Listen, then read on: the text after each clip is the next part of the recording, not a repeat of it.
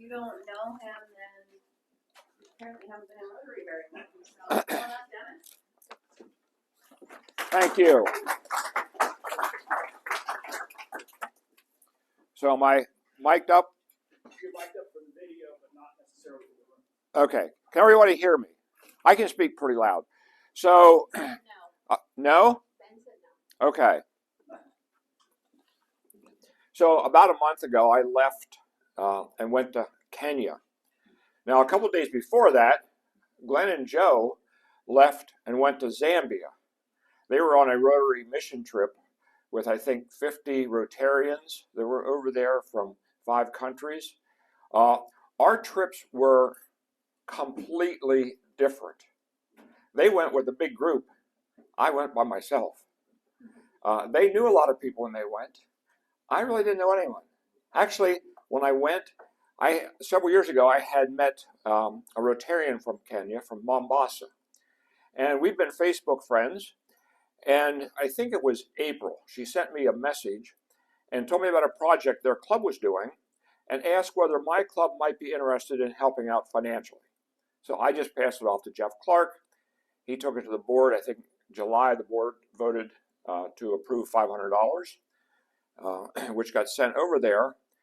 And after that, Lillian said to me, she said, Dennis, you ought to come over here to see what our club is doing, how we're spending your money. And I said, well, that's a great idea. So that's why I went. The only thing that our trips had in common is Glenn and Joe and I all flew Ethiopian Airlines.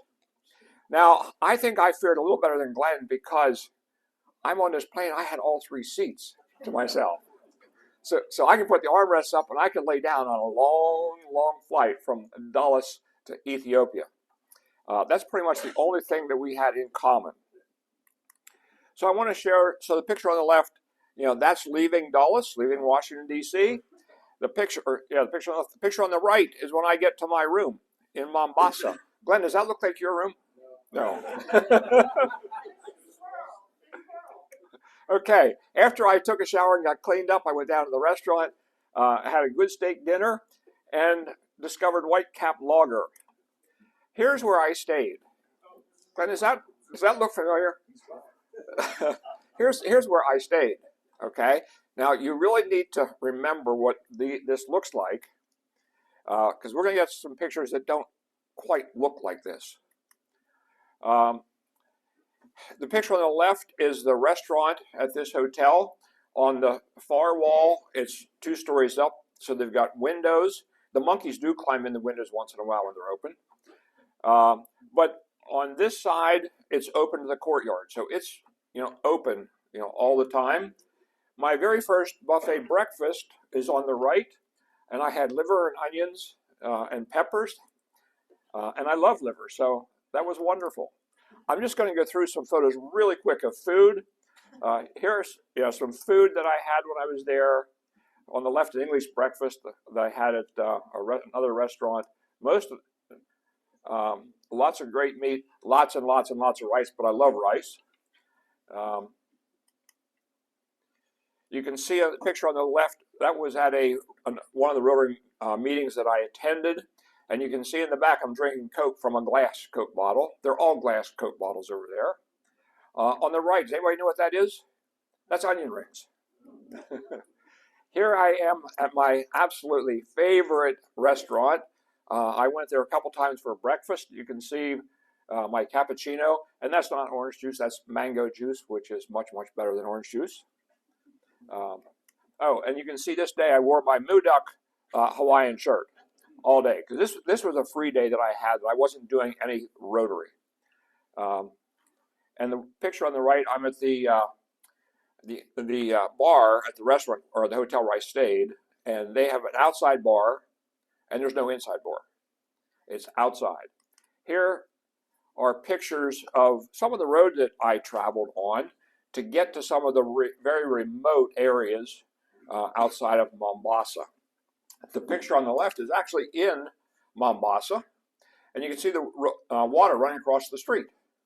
Well, I traveled on this road probably 8 out of 14 days, maybe more than that. And some days there's water running across that you feel when you're on the bottom of your car when you go over it.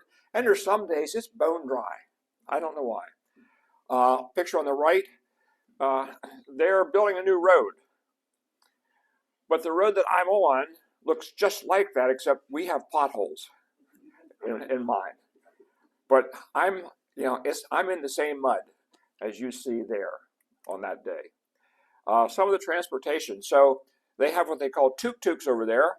The three-wheeled vehicles you see a lot in India. That's where they came from. One wheel in the front, two in the back. And those are taxis. And I rode in tuk-tuks several times. At first I saw them. I thought, I don't think I want to do that. But, I was there for 2 weeks. The traffic is unbelievable. I'll explain in just a minute. And I never saw one accident in 2 weeks. On the right are trucks. The one in the middle is a tuk-tuk truck, and then some bigger ones. So I just want to share traffic. Imagine that you, live here, Lancaster, Philly. Imagine that you need to drive to Philly to do something for work or whatever. And you get up and you go out and you get in your car and you leave. And you get to Philly and drive around Philly and then drive home. And you've not seen one stop sign. You've not seen one traffic light. You just go. You just go. Right, Kathleen?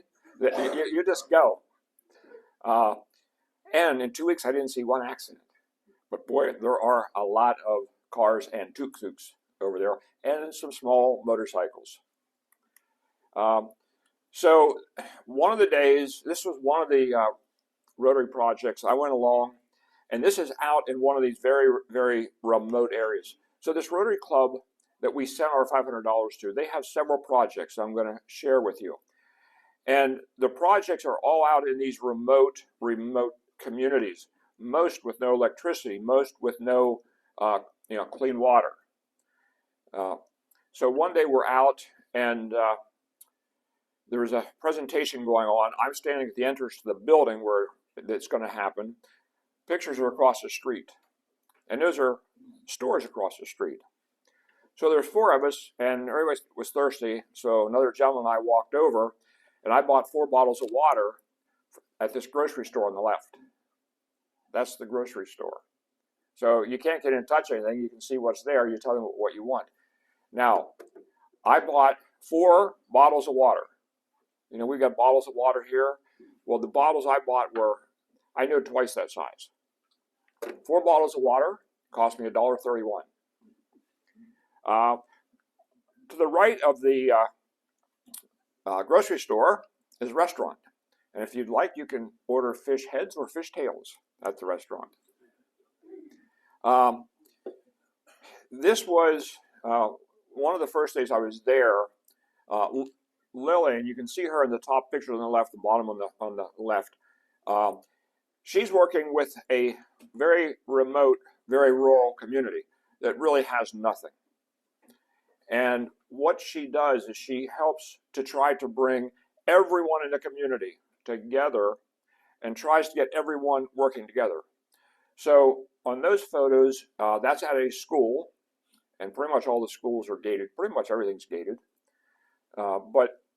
And this was incredibly hard to find. She had been there earlier. Paul, one of the Rotarians, took me out, and we were on that muddy road in his car. I don't know why they even wash cars over there.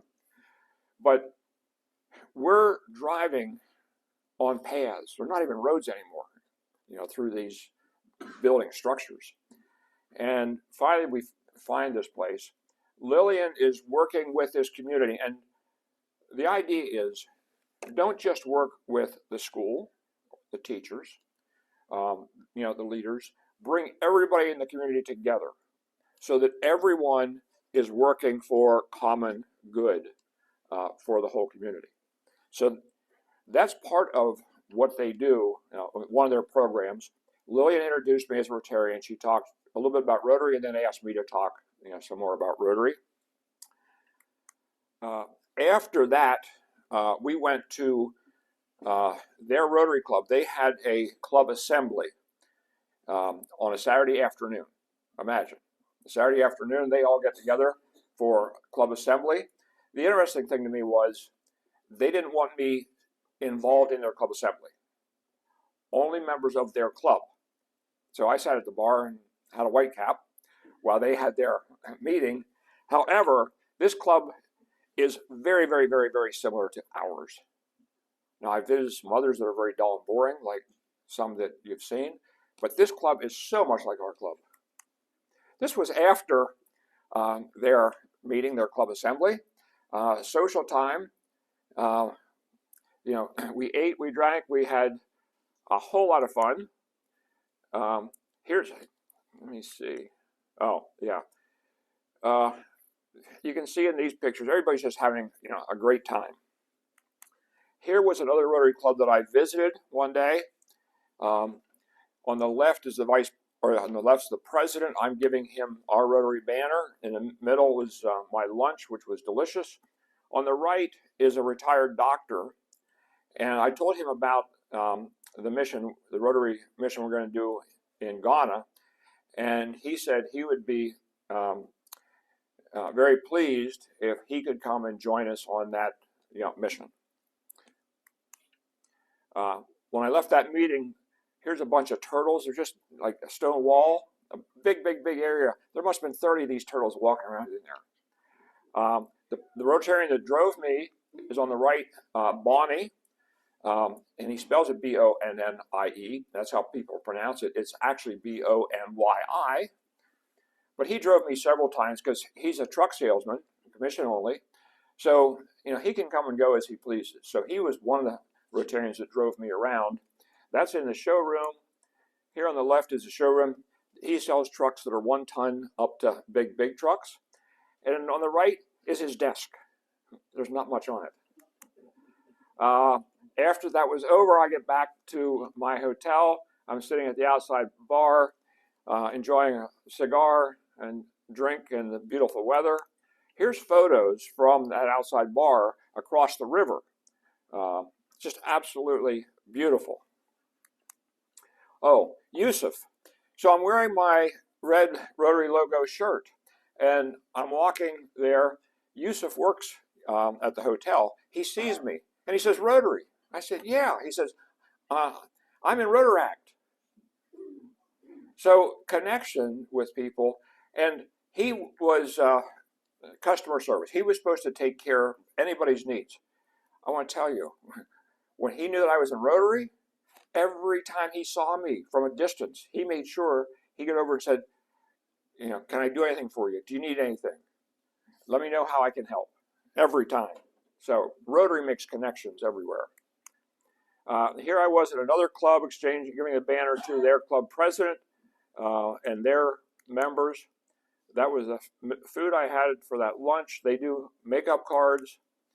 So here's another day. And again, this is now at a very remote community. And so imagine you have nothing. You have no running water. You've got no electricity. You have nothing. Can you imagine the stress that you would have if you have nothing? Let me think about that.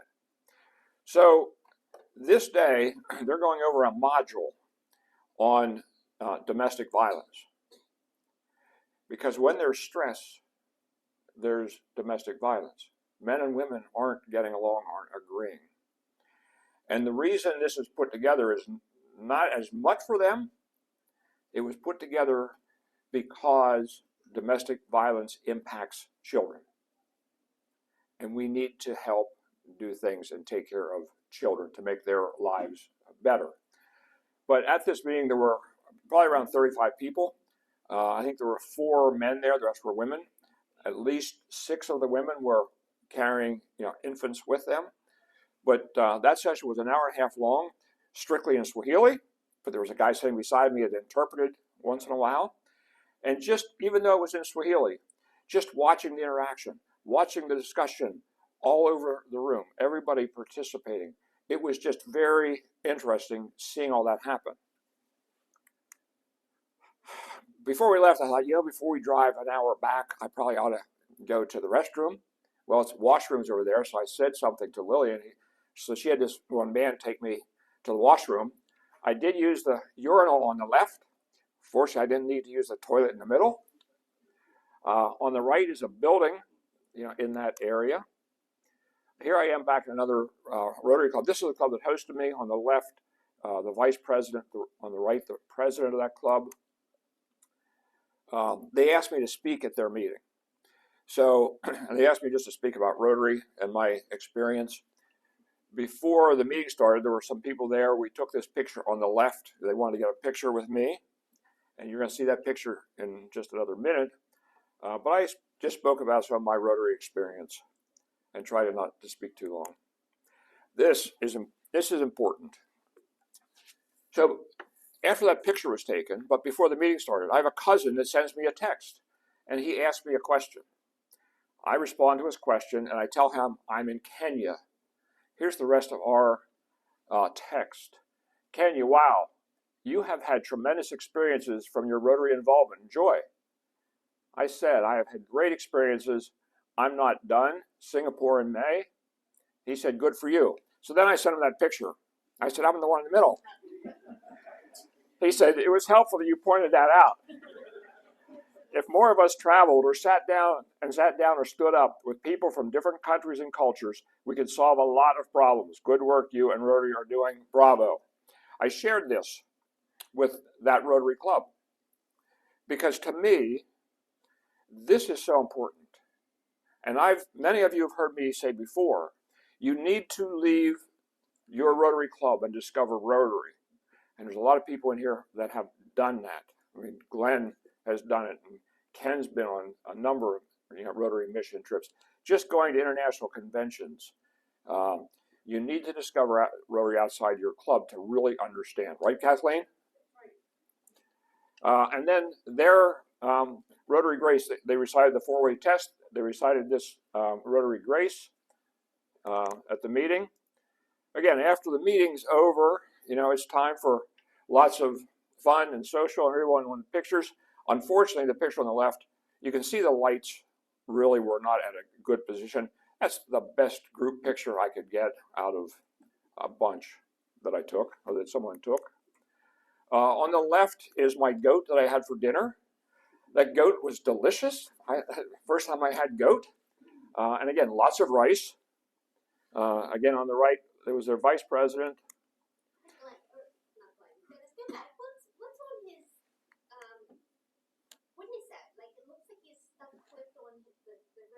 The what? Oh, okay. So you'll see this in Europe also. There's a plaque with the name of the president and the year since the club was started. That's what those are. There's a little plaques on that.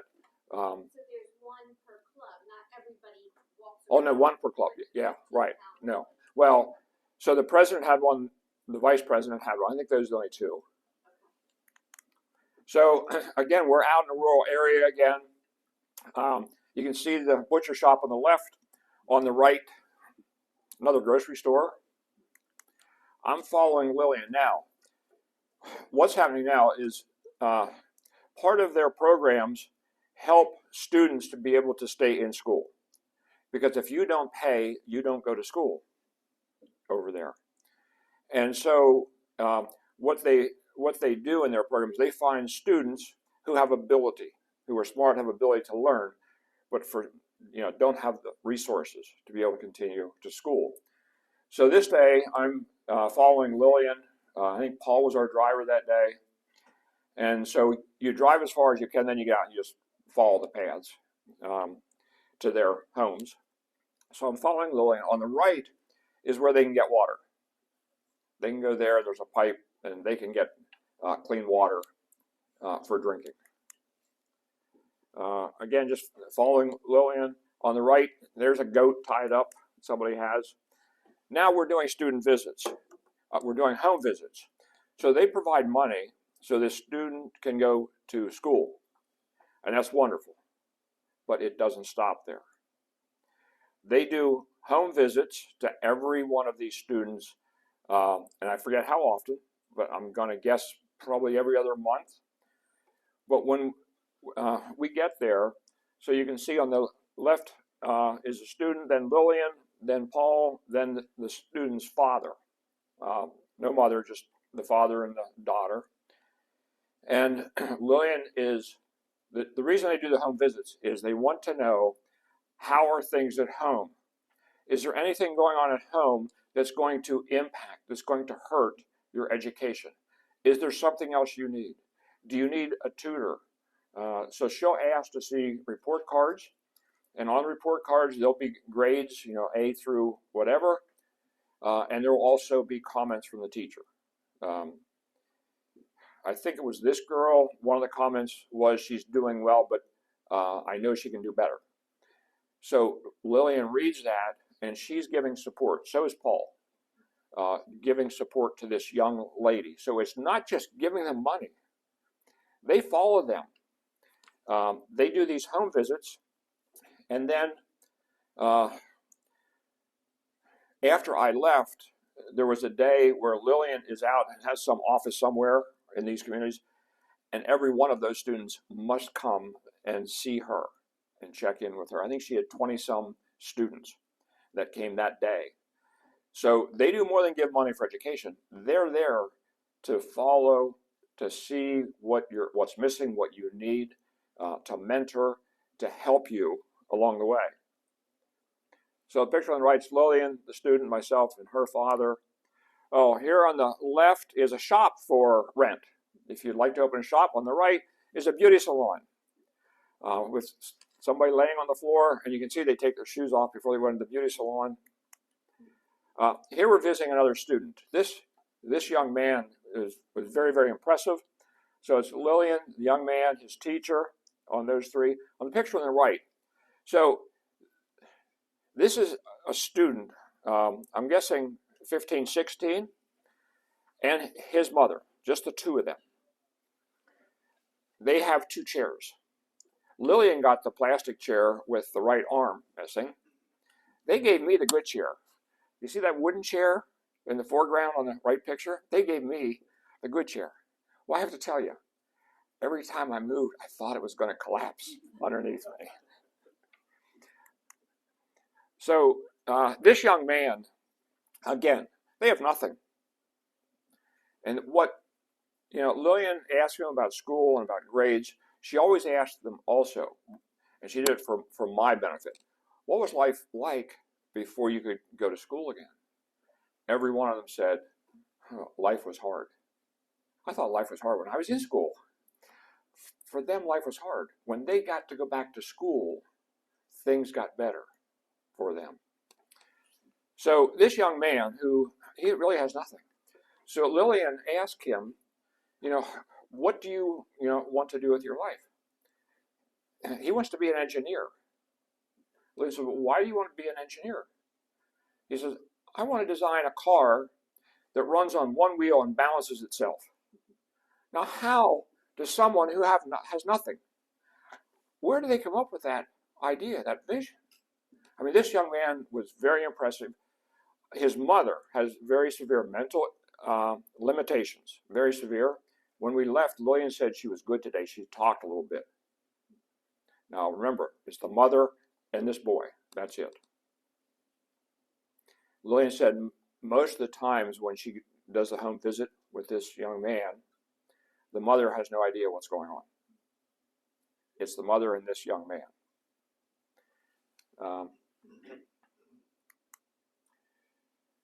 Here's free-range chicken and a couple chicks on the left. You can see I'm sitting on that wooden chair that I think is going to collapse underneath me. Here's a house that someone lives in. I don't know how well you can see this, but the way they build over there is stone. And so they have these poles that they crisscross. They run up and down, some horizontal. There's no nails. They're attached with vines.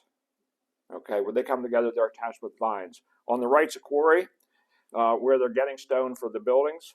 This is really important. So you saw these other structures, the other houses. Well, every once in a while, rarely, we'd be driving in that community and you'd see a house like this. And I said to Lillian, I said, why would someone that can afford to build this house build it here? I mean, you can see there's 2 water tanks. They're collecting, water, so they've got water. Lillian said this is probably someone who grew up in this community, got out, made money, and come back and wanted to live here, wanted to come back to their home community, to live here and to help. So when you help these kids, when you help to educate them, they can get out, they can improve their lives, and they can come back and help others. On the right is a cell tower. Now, there was a little bit of electric run to operate cell towers out there. So I had cell coverage most of the time, Glenn. Okay, this is the 3rd visit. So we're standing in front of this girl's house. Myself, Lillian, the student, and her mother. Now, okay, picture on the left. This is the house. So you see on the left wall, you see the stone. Well, that long wall, that's burlap bags attached to the wooden poles. Burlap bag wall. That's what they've got. Picture on the right, we're in the same place. 4 kids. The oldest girl is washing dishes, and you can see the bucket of dishes on the right. I don't know if they were the clean or the dirty dishes, but she's washing dishes outside. Again, that same house. So when we got there, that little tin thing on the left is the washroom. When we got there, the girl was in there cleaning up. We sat down in front of the house. Waited. She came out with a bare feet, towel wrapped around her, walked into the house and changed and came out. So you see the sticks there. Well, that's there for fire. They've collected those for fire. So on the way back, I'm just going to show you a couple of pictures. So we have a hardware store in the picture on the left, and it's just that little narrow strip. There's some things stacked up outside. That's a hardware store.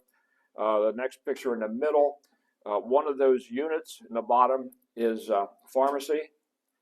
And again, look at the road. It's all stone. It's all gravel. It's all dirt. Then we finally get closer into Mombasa. There's a hotel.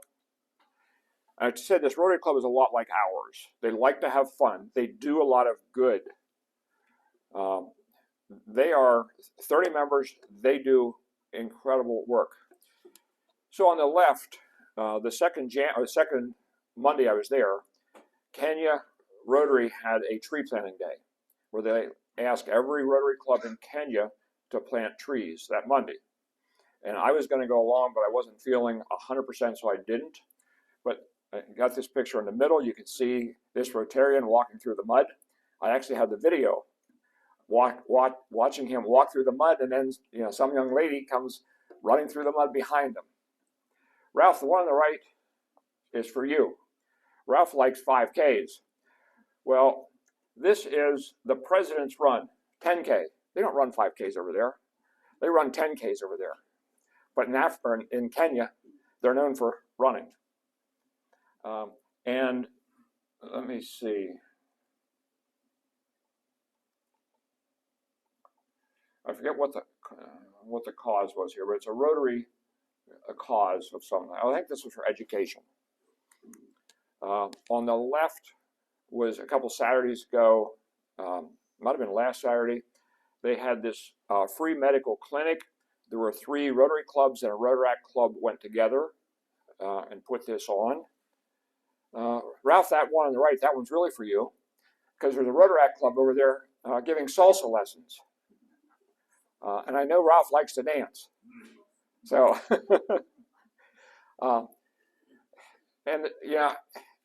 I was there the second Monday, I said, was when they were doing their tree planting, that Monday. That following Saturday, they had something going on. 4 Saturdays in a row, they have something that this Rotary Club is doing on their own or in conjunction with other Rotary clubs. So, again, it was a great trip. I went over, not really knowing anyone. I have so many friends over there now. And what time is it, John? 20 Thank you. I have so many friends I have had texts every day since I've gotten back from at least one, and sometimes two, and sometimes three, new friends from Mombasa, Kenya. When I was there, everyone was very friendly. I never felt unsafe for a second. Temperature's a little different from here. At night, it would get down to 74 or 75 degrees. During the day, it would be up to 86, 88, but almost no humidity and almost always a nice breeze. So if you could stay in the shade, it was very, very, very comfortable. If you were out in the sun for too long, it started to get hot. But I would say, the temperature, the traffic was unbelievable. Somebody over there, one of the Rotarians said, well, I could teach you to drive in a month. I said, I don't think so. Not here. But anyway, so it was a great experience. And one thing I'm going to ask, and the reason Laurel's here, so Laurel is my oldest granddaughter. Laurel put this PowerPoint presentation together. Laurel's a senior. Last year, the junior, she won a competition in Pennsylvania for the highest score for Microsoft PowerPoint in the state of Pennsylvania. Got to go down to Orlando to compete, in a national competition where they had kids from, all over the U.S., all 50 states there, and it was all different Microsoft projects or programs. She was doing PowerPoint, and why in the world would I put together a PowerPoint when I've got Laurel? The other thing I'll tell you, Laurel has met Lillian. I have software that I can interview people remotely. Now, I don't know how to use it, but Laurel does. So I interviewed Lillian, months ago, and so I just sit, at my, computer, and I just talk to Lillian sitting at her computer in Mombasa, and Laurel makes everything happen. So I was glad she was able to somehow convince the teachers to let her out of a couple classes a day and join me. So she met Lillian, and Lillian insists the next time I go over there that I have to bring Laurel with me. So, any questions?